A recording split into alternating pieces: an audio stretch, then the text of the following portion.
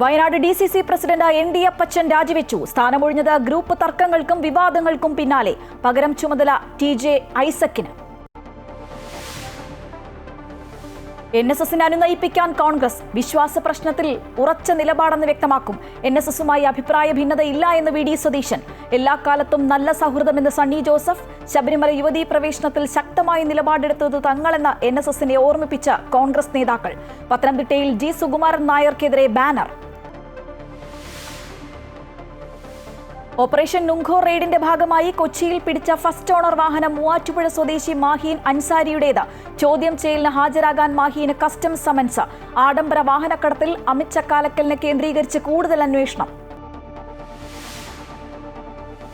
SIR നടപ്പാക്കുന്നതിന് മുൻപ് രാഷ്ട്രീയ പാർട്ടികളുമായി ചർച്ച നടത്താൻ തെരഞ്ഞെടുപ്പ് കമ്മീഷൻ. നീക്കം പ്രതിഷേധങ്ങളും നിയമ പോരാട്ടങ്ങളും ഒഴിവാക്കുന്നതിന്റെ ഭാഗമായി.